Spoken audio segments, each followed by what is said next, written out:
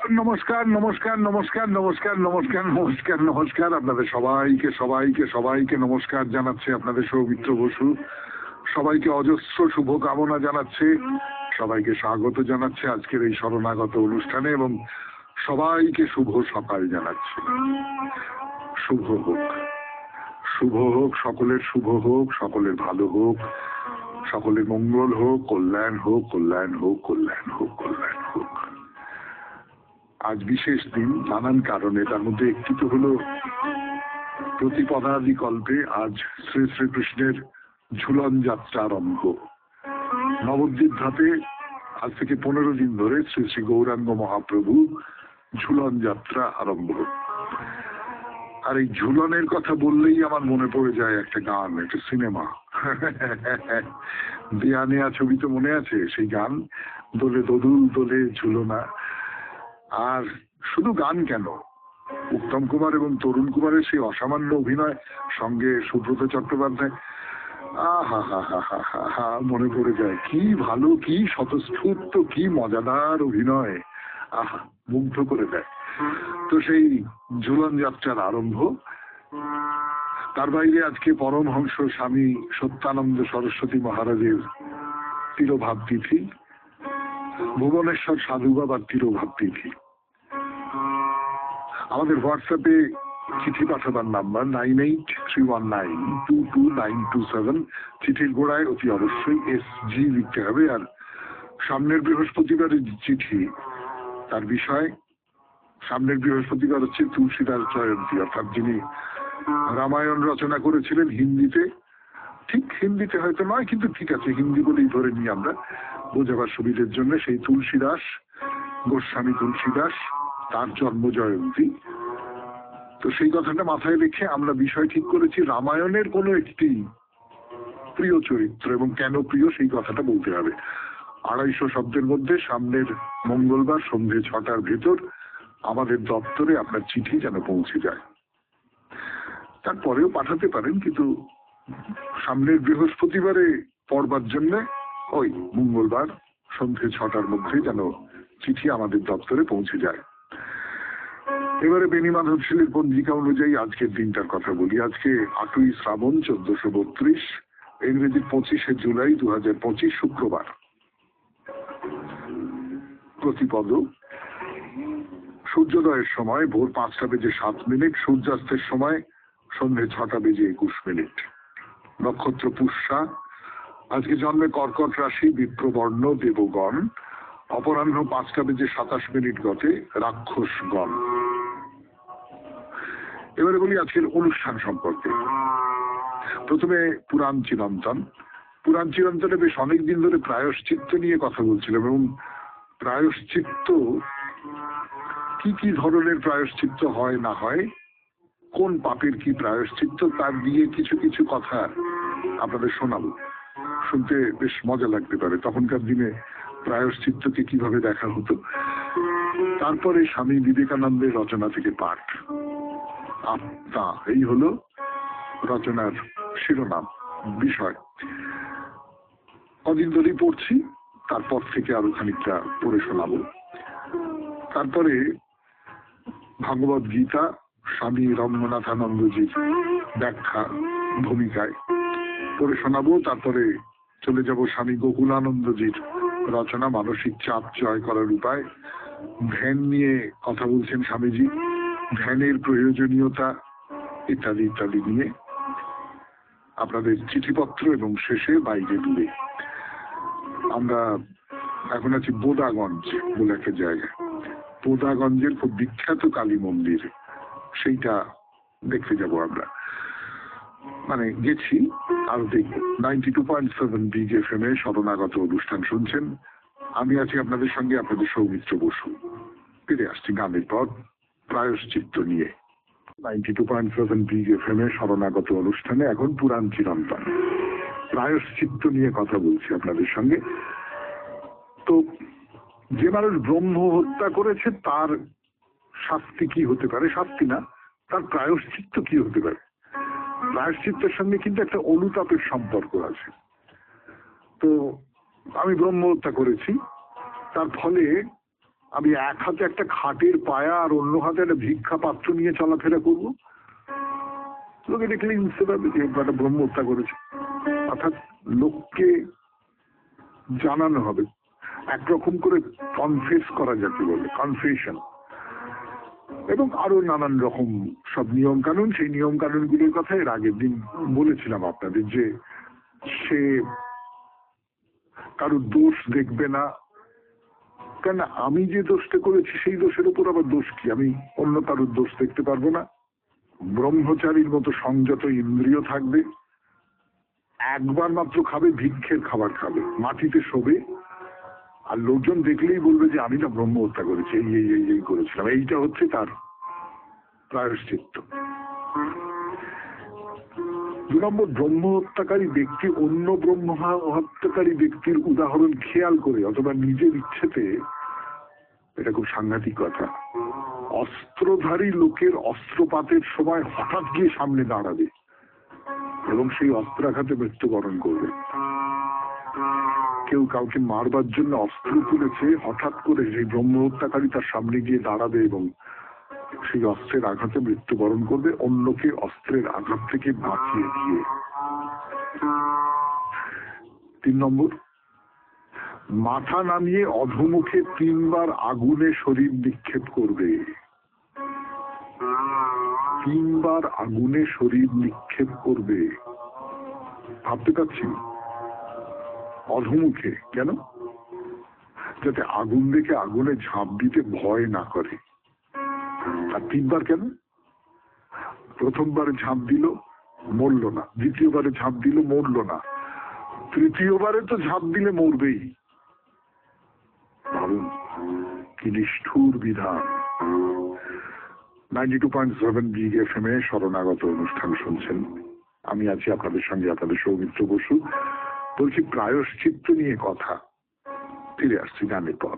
বলতে হঠাৎ মনে পড়ে গেল রবীন্দ্রনাথের একটি নাটকের কথা, অচলায়তন বলে একটি নাটক, আপনারা অনেকেই পড়েছেন। তাতে সুভদ্র সে একদিকে জানলা খুলেছিল, জানলা খোলা বারণ, অচলায়তনে জানলা খোলা বারণ।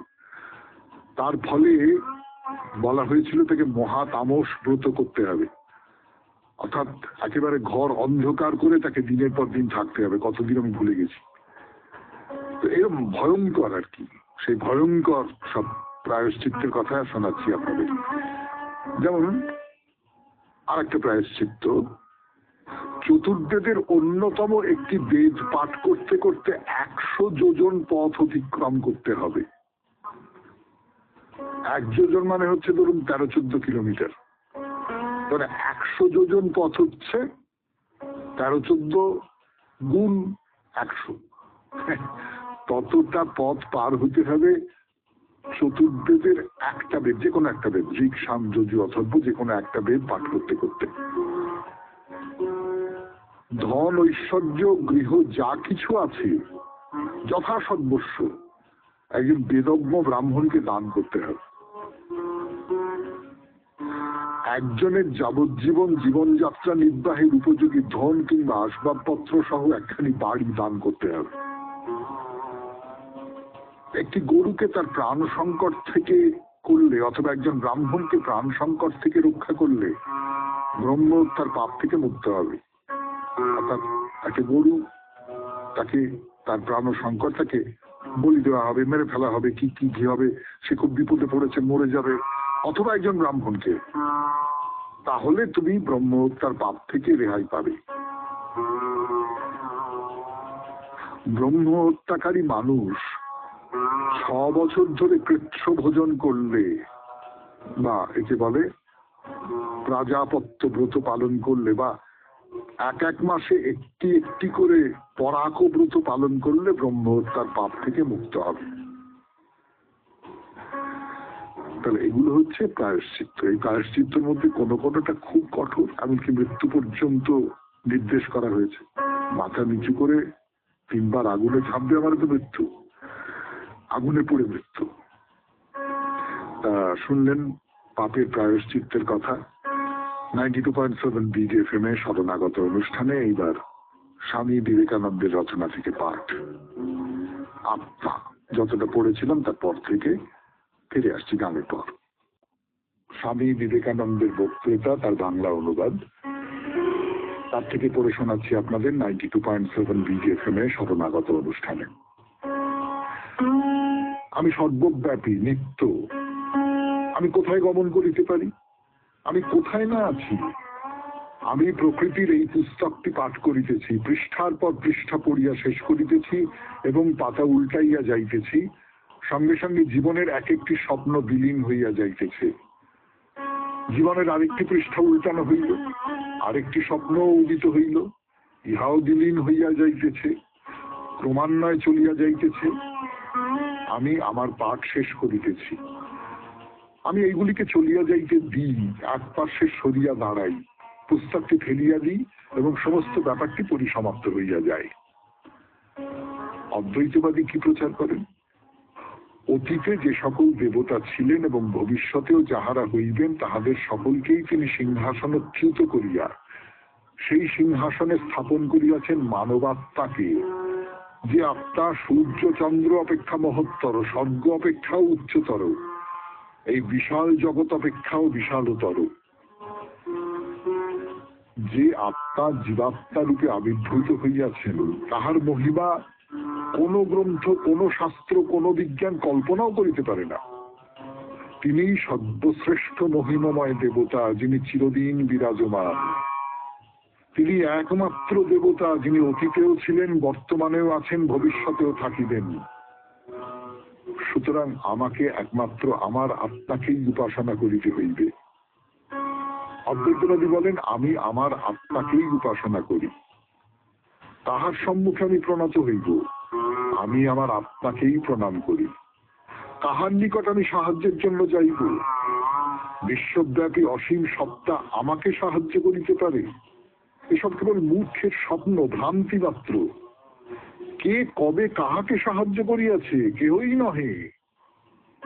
যখনই দেখিবে একজন দুর্বল ব্যক্তি, একজন দ্বৈতবাদী স্বর্গ হইতে সাহায্য ভিক্ষা করিয়া রোদন ও আর্তনাদ করিতেছে, তখনই জানিও সে এরূপ করিতেছে কারণ সে জানে না সেই স্বর্গ তাহার নিজেরই মধ্যে বিরাজমান। সে স্বর্গ হইতে সাহায্য চায় এবং সেই সাহায্য সে পায়। আমরা দেখি সেই সাহায্য আসে, কিন্তু তাহা আসে তাহার নিজের ভিতর হইতে, যদিও সে ইহাকে বাহিরের সাহায্য বলিয়া ভ্রম করে। কোন কোন সময় এরূপ ঘটে যে শয্যাশায়ী অসুস্থ ব্যক্তি দ্বারে করাঘাতের শব্দ শুনিতে পায়। সে উঠিয়া দ্বার খোলে, কিন্তু কাহাকেও দেখিতে পায় না। তখন সে শয্যায় ফিরিয়া আসে, কিন্তু পুনরায় সে দ্বারে করাঘাতের শব্দ শুনিতে পায়। সে আবার উঠিয়া দ্বার খোলে, সেখানে কেহ নাই। অবশেষে সে আবিষ্কার করে তাহার নিজের হৃৎপিণ্ডের শব্দকেই সে দ্বারে করাঘাতের শব্দ বলিয়া মনে করিতেছিল। একইভাবে দেবতাকে বাহিরে বৃথা অন্বেষণ করিবার পর মানুষের পরিক্রমা সমাপ্ত হয়।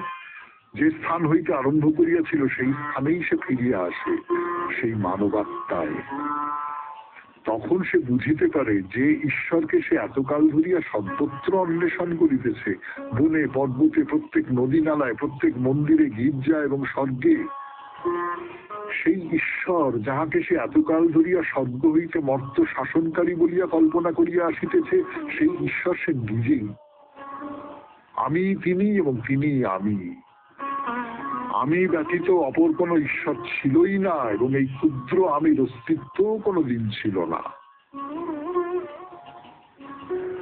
শুনছেন 92.7 BGFM এর শরণাগত অনুষ্ঠান। শেষ হলো স্বামী বিবেকানন্দের রচনা থেকে পাঠ। এবার স্বামী রঙ্গনাথানন্দজি, ভগবদ গীতা। গীতা, তার ভূমিকা। স্বামী রঙ্গনাথানন্দজি লিখেছেন একটি বিশেষ উদ্দেশ্য নিয়ে। সেটি হলো, আপনাদের মনে পড়বে হয়তো সেই প্রথম দিকে বলেছিলাম, তার কথা থেকেই বলেছিলাম যে জেনারেল জয়ন্ত চৌধুরী, তাকে রঙ্গনাথানন্দজি বলেছিলেন যে গীতা কেবলমাত্র একটা দর্শন, এটা আমাদের আজকের বাস্তব যে জীবন, সেই জীবনের সঙ্গে সম্পর্কহীন একটা দর্শন, একটা আধ্যাত্মিক ভাব, এইরকমটা না। গীতার খুব বাস্তব একটা ব্যাখ্যা আছে। আমার এই যে আজকের যে বাস্তব জীবনযাপন, সেই বাস্তব জীবনযাপনের সহায়তা করে গীতা। এবং সেই কথাটা প্রমাণ করবার জন্য স্বামী রঙ্গনাথানন্দজি এই ভূমিকাটি রচনা করছেন। ফলে গীতার এই ব্যাখ্যা এটা কোথাও একটা আমাদের নিজেদের আজকের যে বেঁচে থাকা, সেই বেঁচে থাকার পক্ষে সহায় হয়ে উঠতে পারে।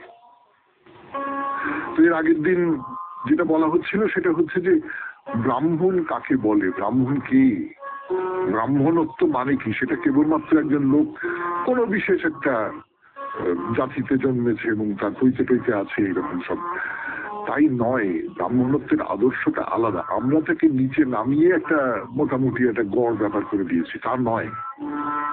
এবং এর পেছনে বৈজ্ঞানিক ভিত্তি আছে কতগুলো, সেই জায়গা থেকে পড়ে শোনাই আপনাদের।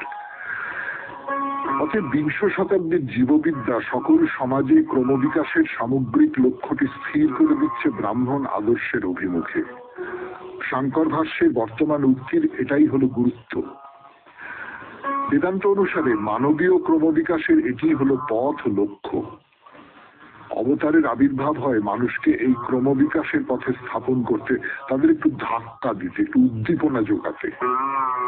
সেই উদ্দীপনা দেওয়া হলে সময়ের সঙ্গে সঙ্গে অশুভ বৃত্তিগুলির অন্তর্ধান ঘটে, কারণ তখন মানুষের দৃষ্টিভঙ্গি ও মনোভাব পাল্টে যায়, তার মূল্যবোধগুলি বদলে যায়। সে তার জীবনকে কোনো এক উচ্চতার উদ্দেশ্যে নিয়োজিত করেছে। তার ছোটখাটো ভুল ভ্রান্তি কারো অনিষ্ট সাধন করে না। মানবের বৃদ্ধি ও প্রগতির এই হলো ধারণা, এবং এটি সাধন করতে পারেন কেবল একজন ঈশ্বর অবতার, যিনি একাধারে একজন যুগ প্রবর্তক এবং একজন ঈশ্বরীয় সত্তা। এই মহাবলশালী আধ্যাত্মিক স্রোতকে বেগবতী করতে যে শক্তির প্রয়োজন, তা আসতে পারে কেবল সেই রকম এক ব্যক্তির কাছ থেকে যাকে আমরা বলি অবতার। আপনারা অন্য যে কোনো শব্দই ব্যবহার করতে পারেন। এটি এক অনন্য সাধারণ ক্ষমতা, যা কোনো সাধারণ সাধু সন্তের মধ্যে দেখতে পাওয়া যায় না। এই ক্ষমতা এমনই অসাধারণ যা নতুন ঐতিহাসিক যুগের প্রবর্তন করতে পারে।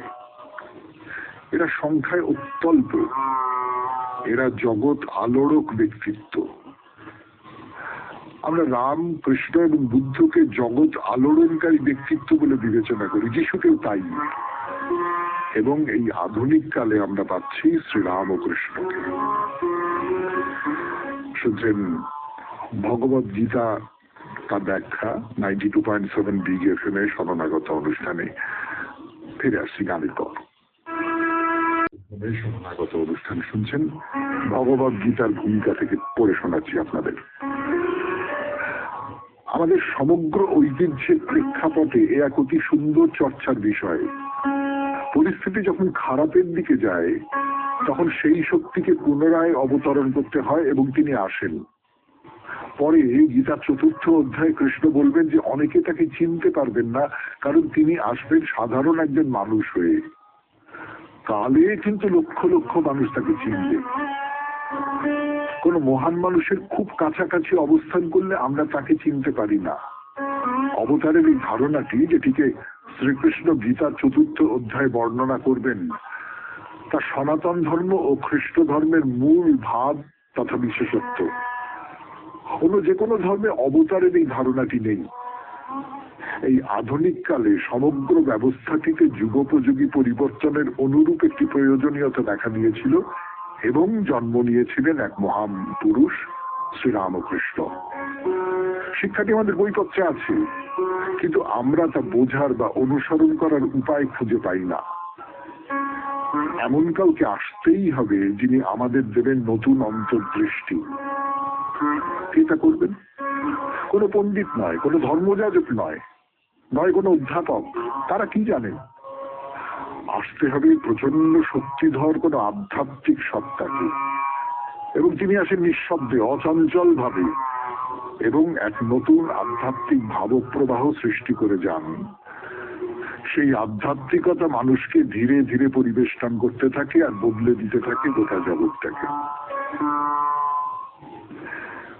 শ্রীরামকৃষ্ণের দেবত্ব প্রসঙ্গে স্বামী বিবেকানন্দ এই শিরোনামে স্বামী রঙ্গনাথানন্দজি লিখছেন, সমাজে ক্রিয়াশীল শক্তিগুলির পারস্পরিক অনুপাতকে অবতার কিভাবে পরিবর্তন করেন?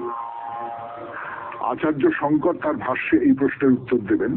তবে আলোচনার এই পর্যায়ে এসে আমি আপনাদের সঙ্গে সংশ্লিষ্ট বিষয় অর্থাৎ অবতারের গুরুত্ব প্রসঙ্গে স্বামী বিবেকানন্দ কি বলেছেন তা আপনাদের সঙ্গে পুনরাবৃত্তি করতে চাই। সমাজে যখন সবকিছু ভ্রান্ত পথগামী হয় তখন সেই ভ্রান্তি সংশোধন করতে আবির্ভাব হয় অবতারের। আমেরিকার নিউ ইয়র্কে স্বামীজি মাই মাস্টার মদীয় আচার্যদেব এই গুরুত্বপূর্ণ বিষয়ে ভাষণ দিয়েছিলেন। যে 4 বছর স্বামীজি আমেরিকা ও ইউরোপে ছিলেন সে সময় তিনি শ্রীরামকৃষ্ণ সম্বন্ধে কখনো কিছু বলেননি, বলেছেন কেবল বেদান্তের কথা। ক্রমে যখন মানুষ জানতে পারল যে শ্রীরামকৃষ্ণ নামে তার একজন আচার্য ছিলেন এবং তিনি অসাধারণ ব্যক্তিত্ব সম্পন্ন একজন পুরুষ ছিলেন, তখন তারা স্বামীজিকে তার গুরুদেব সম্বন্ধে বলবার জন্য স্বনির্বন্ধ অনুরোধ জানায়। এই সূত্রেই তিনি নিউ ইয়র্ক এবং লন্ডনে এই একটি বিষয়ে মাই মাস্টার মদীয় আচার্যদেব সম্বন্ধে বক্তৃতা দেন। এই বক্তৃতায় কি বলছেন না বলছেন সে কথা পরের দিন বলবো 92.7 BFM এ শরণাগত অনুষ্ঠানে। এখন স্বামী গোকুলানন্দের রচনা থেকে পাঠ, ধ্যানের পথের ধাপগুলো।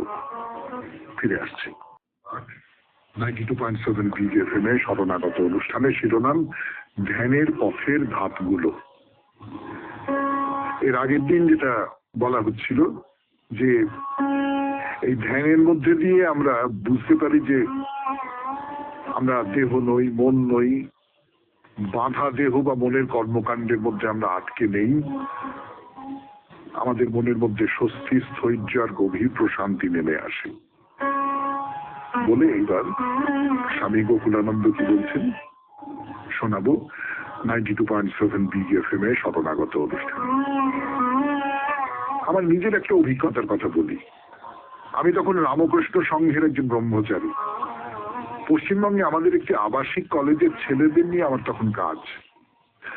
আমি সেই সময় বেশ কিছু সমস্যায় প্রচন্ড বিব্রত হচ্ছিলাম। আমার পরম সৌভাগ্য, প্যারিসে আমাদের কেন্দ্রে তৎকালীন প্রধান স্বামী সিদ্ধেশ্বরানন্দজি আমাকে একবার আলাপ করিয়ে দিয়েছিলেন রামকৃষ্ণ মঠ ও মিশনের অছি পরিষদের সদস্য স্বামী শাশ্বতানন্দজির সঙ্গে, এবং বলেছিলেন যে যে কোনো সমস্যায় পড়লেই আমি যেন ওর সঙ্গে দেখা করে ওর উপদেশ মতো চলি। একদিন ওর সঙ্গে দেখা করে আমি আমার তীব্র হতাশায় ভোগার কথা ওকে জানালাম। মহারাজ একজন খাঁটি বৈদান্তিক ছিলেন এবং আপাত আমি ও পরম আমির মধ্যে যে পার্থক্য বর্তমান সে সম্পর্কে অত্যন্ত সজাগ ছিলেন, আর তাই আমার সমস্যা তিনি সহজেই সমাধান করে দিলেন। মহারাজ বুঝতে পেরেছিলেন যে আমার আপাত সত্তা ও প্রকৃত সত্তার মধ্যে দ্বন্দ্ব সৃষ্টির ফলেই যত সমস্যার উদ্ভব। আমি আমাকে মিশিয়ে ফেলেছিলাম আমার আপাত ব্রহ্মচারী সত্তার সাথে, যে ব্রহ্মচারীর উপর নষ্ট নানা দায়িত্ব, এবং সেই কারণেই কষ্ট পাচ্ছিলাম সমস্যায়। আমার সব সমস্যার কথা মহারাজকে খোলসা করে বললাম এবং তিনি আমাকে একটা খুব প্রাসঙ্গিক প্রশ্ন জিজ্ঞাসা করলেন। তুমি বলছো যে তোমার মন খুব বিচলিত, এখন আমাকে বলো তুমি কি মন নাকি তুমি আত্মা? মহারাজ আমাকে ব্যাখ্যা করে বললেন যে যেহেতু আমি আমাকে সীমাবদ্ধ করে রাখছিলাম আমার জড় মনটার মধ্যে, যেহেতু বিশুদ্ধ চেতনার স্পর্শ থেকে আমি বঞ্চিত হচ্ছিলাম, সেহেতু সমস্যায় এসে ঘিরে ধরেছিল আমাকে। আমার উচিত আমার মনের উপর প্রভুত্ব কায়েম করে আমার প্রকৃত স্বরূপ সম্পর্কে দৃঢ় বোধ জাগ্রত করা, যা বেঁচে থাকার সর্বোচ্চ মাত্রা। সমস্যা ও যন্ত্রণা থেকে মুক্তি পেতে আমার আপাত সত্তা অর্থাৎ দেহ মন বন্ধনের সাথে নিজেকে একাত্ম করা থেকে বিরত হতে হলো আমাকে। শুনলেন ধ্যানের পথের ধাপগুলো, স্বামী গোকুলানন্দজির রচনা থেকে পাঠ। এরপরে গান, গানের পর আপনাদের চিঠিপত্র। আমি আছি আপনাদের সঙ্গে, আপনাদের সৌমিত্র বসু। চিঠি লিখেছেন সৌমিত্র চট্টোপাধ্যায় বারুইপুর থেকে। 92.7 BFM এ শরণাগত অনুষ্ঠানে এবার চিঠিপত্র পড়ার পালা। সৌমিত্রবাবু লিখেছেন শিব পূজা নিয়ে। আপনাদের এর আগেও বলেছি, আবারও বলছি, ভবিষ্যতেও হয়তো বলবো, যে শিব পূজা নিয়ে যে কত কত কত চিঠি এসেছে এবং সেই চিঠিগুলো যে কি করে পড়ে শোনাতে পারবো, কি করে শেষ করতে পারবো আমি জানি না। যাই হোক, সৌমিত্র চট্টোপাধ্যায়ের চিঠি পড়ি। এবারের বিষয়ে সৌমিত্রবাবু হৃদয় দুয়ারে ঘা দিয়েছেন। আহা, শিব যে আমার অন্তরতম দেবতা। ছেলে বয়সে বাড়িতে দেখতুম মা জেঠিমা শিবরাত্রি করছে। রূপোর সাপ জড়ানো কোষ্ঠী পাথরের অপূর্ব শিবলিঙ্গ, প্রদীপ ধূপধুনো, নৈবেদ্য, ফুল বেলপাতা, জমজমাট পুজো ঘর। বাবা শিবরাত্রি ব্রত কথা পড়তেন। অতি দুরাচার ব্যাধ শিবরাত্রি দিন এক বনে আচম্বিতে শিবলিঙ্গে বেলপাতা ফেলে আশুতোষ মহাদেবের কৃপা লাভ করে স্বর্গে যায়। অবাক হতুম, গায়ে কাঁটা দিত। শিব এত ভালো। সেই থেকে মহাদেব হয়ে উঠলেন আমার প্রিয়তম দেব। শিবরাত্রি বাড়িতে আজও হয়। মা জেঠিমার অবর্তমানে স্ত্রী কন্যা ব্রত করে। আমি ব্রত কথা পড়ি, শিহরিত হই। নীলের পুজোয় মা জেঠিমা বিশালাক্ষী তলায় নীলকণ্ঠ জিউ মন্দিরের দুধ জলে শিবলিঙ্গ চান করাতো, বাতি জ্বালাতো। চোখ গোল করে শিবের ক্যারিশমা দেখতাম অজস্র ভক্তের ভিড়ে। ছেলেবেলায় ফুলবাগানের গন্ধরাজ তলায় নিজ হাতে মাটি দিয়ে ধ্যানরত শিব মূর্তি গড়ে ফুল দিয়ে শিব পুজো করতাম আপন মনে। কিশোরবেলায় নালন্দা থেকে শিবলিঙ্গ এনে শিবরাত্রির দিন উঠোনের এক টেরেতে বসিয়ে ঘটা করে পুজো করতাম। কিন্তু রাত হয়ে গেলে ওই ঘুটঘুটের দিকে একেবারেই নয়, শিবের ভূতেরা ঘাড় মটকাবে। বাবা একবার মজা করে বললেন, শিবলিঙ্গ বসিয়ে খেতে দিসনি, শিব ঠাকুর রেগে লাল হয়ে আছে। ঠাকুর রেগে গেছে। টর্চ নিয়ে ভয় উড়িয়ে ছুটল, দেখি শিব ঠাকুর লাল হয়নি। উফ, ঝড়ে প্রাণ এলো। তবে গত ডিসেম্বরে মহারাষ্ট্র মধ্যপ্রদেশে পঞ্চল জ্যোতির্লিঙ্গ দর্শন, গত মে মাসে 4 ধাম যাত্রায় কেদারনাথ দর্শন মন প্রাণ কানায় কানায় ভরিয়ে দিয়েছে। ত্রম্বকেশ্বর শিবের পুজো করতে গিয়ে অসামান্য অভিজ্ঞতা হলো। অজস্র ভক্তের বিরাট প্যাঁচানো লাইনে চলেছি। শত সহস্র ভক্তকণ্ঠে হর হর মহাদেব ধ্বনি গমগম করছে। এখানে ব্রহ্মা বিষ্ণু মহেশ্বর এক লিঙ্গে ত্রম্বকেশ্বর। এলইডি স্ক্রিনে দেখছি সেবাই ঘড়া ঘড়া জলে লিঙ্গ স্নান করাচ্ছে। বিশাল গোপওয়ালা ঝকঝকে রূপোর মুখোশ পরিয়ে বারংবার নানা ফুলের জমাটি সাজে সাজাচ্ছে। ভাবে চোখে জল আসে। অষ্টাদশ শতাব্দীতে বালাজি বাজিরাও নির্মিত অসাধারণ খোদাই কাজের গগনচুম্বী মন্দির। 3 ঘন্টা লাইন দিয়ে নন্দিকেশ্বর মণ্ডপ ঘুরে সভাগৃহ থেকে গর্ভগৃহে দেখলুম ফুলো সাজে জাজ্জল্যমান ত্রম্বকেশ্বর। অজস্র ভক্তের জয়ধ্বনি মুখর মন্দিরে নিজেকে ভারী ভাগ্যবান মনে হলো। কেদারনাথে উদার বিপুল হিমালয় ঘেরা সুপ্রাচীন শঙ্করাচার্য প্রতিষ্ঠিত কেদারনাথ মন্দির দেখে চিত্ত বিকল হলো। গগনচুম্বী হিমালয় শৃঙ্গ থেকে তুষার ধারা নেমে এসে শিব ঠাকুরকেই অঞ্জলি দিচ্ছে। সন্ধ্যায় দেখলুম মনোমুগ্ধকর কর্পূর আরতি। কত শত ভক্তের জয়ধ্বনি মুখর মন্দির প্রাঙ্গণ। রাত 12টায় স্ত্রীকন্যা সহ ষোড়শোপচার পুজো করলুম। গর্ভগৃহে অদ্ভুত ত্রিকোণাকার লিঙ্গে ঘি চন্দন মাখিয়ে। পুরোহিতের সুরেলা মন্ত্রোচ্চারণে মন্দির গৃহ গমগম করছে। লিঙ্গকে জড়িয়ে ধরে অশ্রুপূর্ণ নয়নে প্রার্থনার সময় মহাদেবের অহৈতুকী কৃপায় নিজেকে মুহূর্তের জন্য হারিয়ে ফেললুম। হয়তো ভক্ত নয়, কিচ্ছুই নয়, তবু আমি অধম। শিবস্থানে আসতে পারলুম, এই কি কম? চিঠিটি লিখেছেন সৌমিত্র চট্টোপাধ্যায়, বারুইপুর, কলকাতা 144 থেকে। ছোটবেলার শিব পূজা, বড়বেলার শিব পূজা, এই দুটোই পূজা একসঙ্গে দেখিয়ে দিলেন সৌমিত্র চট্টোপাধ্যায়। তাকে অসংখ্য ধন্যবাদ। এরপর বাইরে দূরে 92.7 বিগ এফএম এ শরণাগত অনুষ্ঠানে চলুন যাই বোদাগঞ্জের কালী মন্দিরে। আমি আছি আপনাদের সঙ্গে, আপনাদের সৌমিত্র বসু। কালী মন্দির যখন কালী পুজো হবে, তো বলাই বাহুল্য। তো সেই কালী পুজোর বহু ধুমধাম, প্রচুর মানুষ আসেন এখানে, প্রচুর আয়োজন করে পুজো হয়।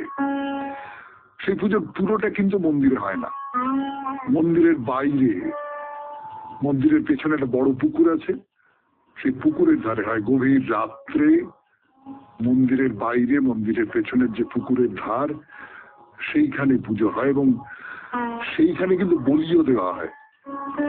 মন্দিরের মধ্যে বলি দেওয়া নিষেধ, মন্দিরের মধ্যে কোনোভাবেই বলি হতে পারবে না, এবং তাতে মায়ের অনুমোদন আছে।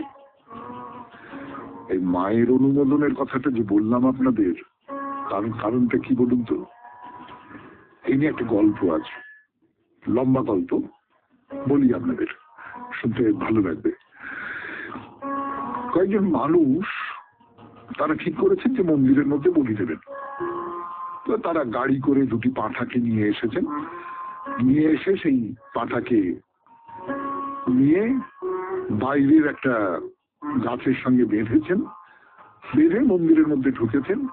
ঢুকে তারা পুজো দেবে, দিয়ে তারপর ঠাকুর দর্শন করে তারপর বলি দেবেন। তো যা হওয়ার হয়ে গেছে, এরপর ঠাকুর দর্শন হয়ে গেছে, বলি দেওয়া হবে। কারণ কথা শুনছেন না, কোনোভাবেই শুনছেন না, চোটপাট করছেন, জোর করে বলি দেবেন। এবার যে বলি দেওয়ার সময় পাঁঠা দুটোকে আনতে যাওয়া হলো, তখন দেখা গেল তারা কোথাও নেই, তাদের কোথাও খুঁজে পাওয়া গেল না।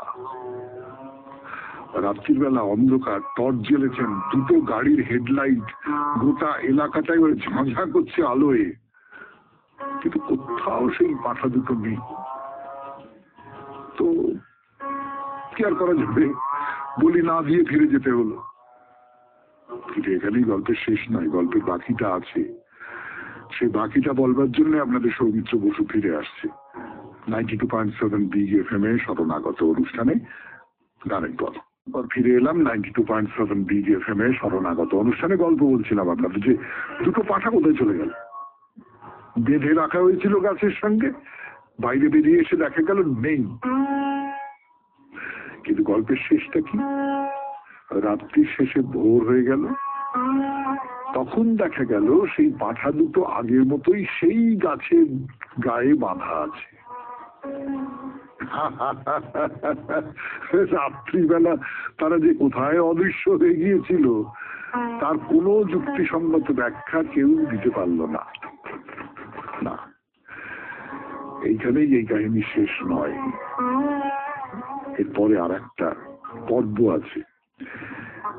যারা বলি দিতে এসেছিল তাদের তো জেদ চেপে গেছে, বলি দেবই, মন্দিরের মধ্যেই বলি দেব। এই কাহিনী যার মুখ থেকে শুনেছি তিনি বলেননি, কিন্তু আমার নিজের ধারণা তারা খুব এলাকার ক্ষমতাশালী লোক, তা না হলে তো তাদের আটকে দেওয়াই যেত, কিন্তু তাদের না বলা যাচ্ছে না আর কি, এইরকম একটা ব্যাপার ট্যাপার কিছু আছে। তো আবার তারা পাঠা নিয়ে এলো। এবারে বলি দেওয়ার জন্য মন্দিরের ভেতরে নিয়ে আসা হয়েছে পাঠাকে। পাঠা পাওয়া গেল, দেখতে পাওয়া গেল, মন্দিরের ভেতরে নিয়ে আসা হয়েছে তাকে। হাড়ি কাঠ নিয়ে আসা হয়েছে, সেই হাড়ি কাঠের মধ্যে পাঁঠার গলা ঢুকিয়ে দেওয়া হয়েছে। এইবারে যে বলি দেবে সে খাড়া তুললো, কিন্তু আর সেই খাড়া নামাতে পারছে না, কিছুতেই নামাতে পারছে না। নানান রকম করা হলো, তাকে ধাক্কা দেওয়া হচ্ছে, তার হাত ধরে টানা হচ্ছে, নানা কিছু করা হচ্ছে, কিন্তু কিছুতেই সে খাড়া সে নামাতে পারল না, বলি দেওয়া হলো না। মন্দিরের মধ্যে বলি দেওয়া হোক, এইটা ওই যে বলছিলাম না, মা নিজেই চান না। তার ফলে আরো একটা অলৌকিক ঘটনার কথা বলি। এই মন্দিরে যারা থাকেন, পুরোহিত থাকেন, আরো কেউ কেউ থাকেন, তো তারা কিন্তু অনেকেই শুনেছেন এই মন্দির চত্বরের মধ্যে নুপুরের শব্দ শোনা যায়। তো কেউ কেউ দেখেওছেন যে এই মন্দিরের মধ্যে একটা মঞ্চের মতো আছে, সেই মঞ্চে একজন মহিলা তিনি কাছে যেতে অদৃশ্য হয়ে গেলেন। এরকম সব কাহিনী, কিংবদন্তি, আখ্যান বা হয়তো সত্য অভিজ্ঞতা, এসব নানান রকম রয়েছে। মন্দিরের মধ্যে বলি হয়, কিন্তু সেটা নিরামিষ বলি, মানে চাল কুমড়ো হতে পারে, আখ হতে পারে, এবং মন্দিরের আশেপাশে যে দোকানগুলো আছে, খাবারের দোকান, সেখানে নিরামিষই পাওয়া যাবে। আজকের মতো শেষ করি বাইরে দূরে, আজকের মতো শেষ করি শরণাগত। আমাদের হোয়াটসঅ্যাপে চিঠি পাঠাবার নাম্বার 9833192227। চিঠির গোড়ায় অতি অবশ্যই SG লিখতে হবে। তাহলে বিদায়ের আগে রবীন্দ্রনাথের কবিতার নাম মার্জনা। প্রিয়তম, আমি তোমারে যে ভালোবেসেছি, দয়া করে করো মার্জনা, করো মার্জনা। ভীরু পাখি আমি তব পিঞ্জরে এসেছি, তাই বলে দ্বার করো না, রুদ্ধ করো না।